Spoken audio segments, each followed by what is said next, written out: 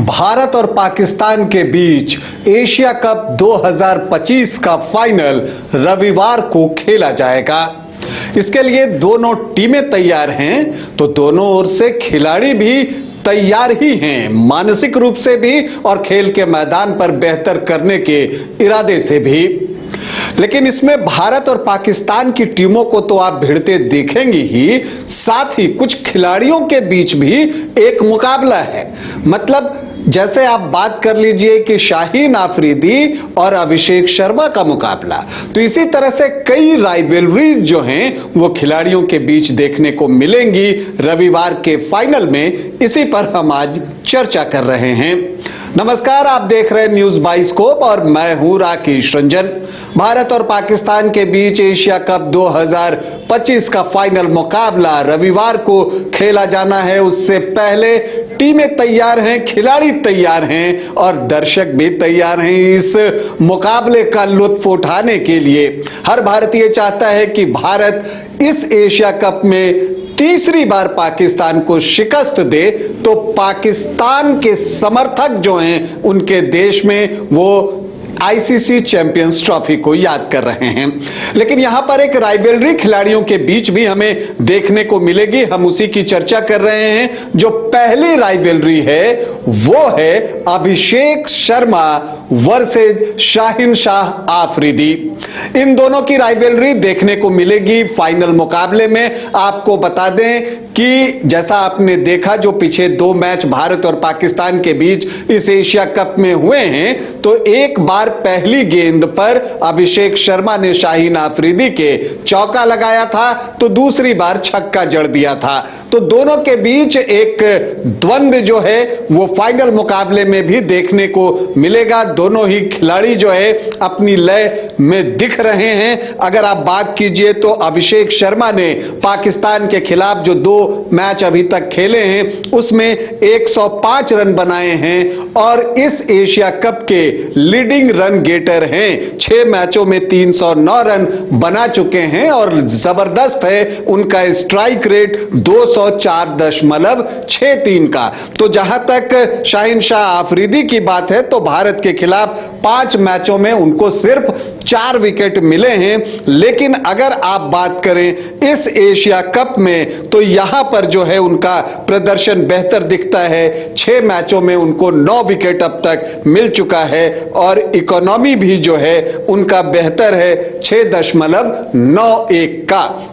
तो इस मुकाबले को देखने के लिए सभी पूरी दुनिया उत्सुक है, क्योंकि एक तरफ अभिषेक शर्मा शॉट्स खेलने के लिए जाने जाते हैं, बल्लेबाजी उनकी दमदार है, तो शाहीन शाह आफरीदी भी गेंदबाजी में धीरे धीरे लय प्राप्त कर रहे हैं। तो ये द्वंद्व जो है फाइनल का हाईलाइट हो सकता है।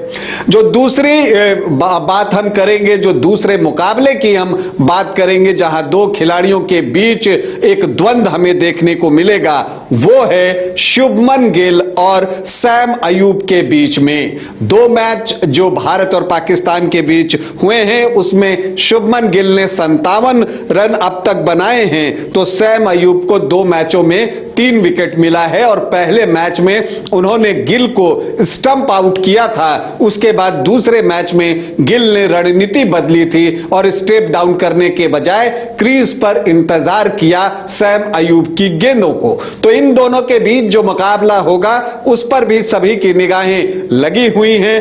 कौन इस मुकाबले में जीतेगा ये तो फाइनल मुकाबले के बाद ही पता चलेगा, जब दोनों एक दूसरे के सामने होंगे। लेकिन तीसरा मुकाबला भी बहुत दिलचस्प है और ये घमासान है। किसके किसके बीच में? जसप्रीत बुमराह, दुनिया के नंबर 1 बॉलर जिनको कि माना जाता है, उनके बीच में और पाकिस्तान के ओपनर साहिबजादा फरहान के बीच में। साहिबजादा फरहान इस एशिया कप में अपनी लय में दिख रहे हैं। भारत के खिलाफ 2 मैचों में उन्होंने 98 रन बनाए हैं। मतलब भारत के खिलाफ बल्लेबाजी करना उनको अभी तक इस एशिया कप में रास आया है। तो दूसरी तरफ जसप्रीत बुमराह हैं जिन्होंने पाकिस्तान के खिलाफ 6 मैचों में अब तक 7 विकेट लिए हैं। इस एशिया कप में उनके नाम 5 विकेट है, लेकिन जसप्रीत बुमराह उस लय में अभी तक एशिया कप में नहीं दिखे हैं जिसके लिए वो जाने जाते हैं। और अगर जसप्रीत बुमराह फाइनल में साहिबजादा फरहान को जल्दी विदा कर देते हैं तो भारत का पलड़ा मैच में भारी हो जाएगा। दूसरी तरफ अगर साहिबजादा फरहान बुमराह पर अटैकिंग होते हैं तो फिर जो है मुकाबले में और भी दिलचस्पी बढ़ेगी और पाकिस्तान को इसका एडवांटेज मिल सकता है। तो जो तीसरी राइवलरी है वो है जसप्रीत बुमराह वर्सेस साहिबजादा फरहान के बीच में, और एक राइवलरी तो कुलदीप यादव और फखर जमा के बीच भी देखने को मिलेगा। देखिए फखर जमा जो हैं वो बहुत ही अटैकिंग प्लेयर हैं और वो एक ऐसे खिलाड़ी हैं कि अपने दिन पर अपनी टीम को मैच जिता सकते हैं, जैसा कि उन्होंने 2017 में आईसीसी चैंपियंस ट्रॉफी में भारत के खिलाफ किया था।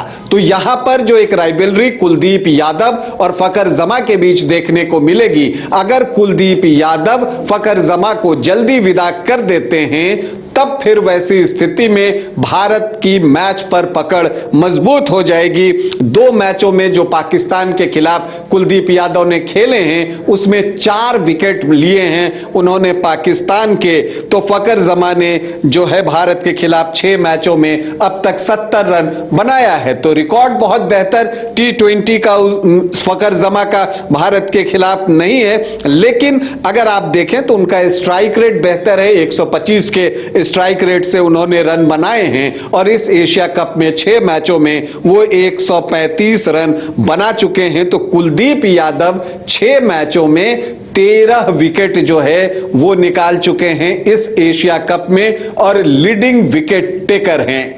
तो ये 4 द्वंद्व जो हैं उस पर सबकी निगाहें होंगी और इस द्वंद्व में कौन जीतता है उससे मैच का परिणाम भी प्रभावित होगा। तो जो 4 द्वंद्व जिसकी चर्चा हमने की, अभिषेक शर्मा बनाम शाहिन शाह आफरीदी, शुभमन गिल वर्सेस सैम अयूब, साहिबजादा फरहान बनाम जसप्रीत बुमराह और कुलदीप यादव और फखर जमा के बीच एक दिलचस्प मुकाबला। तो देखते हैं इस मुकाबले में कौन जीतता है, फाइनल मुकाबला कौन जीतता है उस पर हमारी निगाहें होंगी। अभी आपसे अनुमति चाहेंगे, इजाजत दें, नमस्कार। घर रहने का मकान भर नहीं, ये खुशियों की तिजोरी है।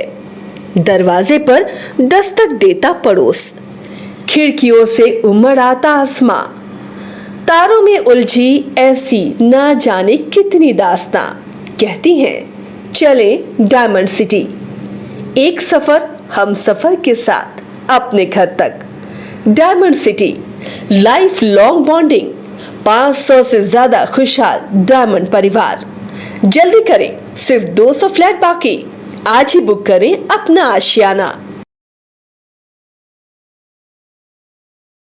गोल जहां 27 वर्षों के सफर में 17,000 से भी अधिक छात्रों ने डॉक्टर एवं इंजीनियर बनकर भरे सफलता की ऊंची उड़ान, जहां साधारण छात्र भी असाधारण सफलता प्राप्त कर बना रहे इतिहास। दूरदर्शी शिक्षाविद श्री विपिन सिंह के मार्गदर्शन में मेडिकल एवं इंजीनियरिंग के लाखों छात्रों के लिए आशा की किरण के रूप में गोल्ड रिजल्ट फैक्ट्री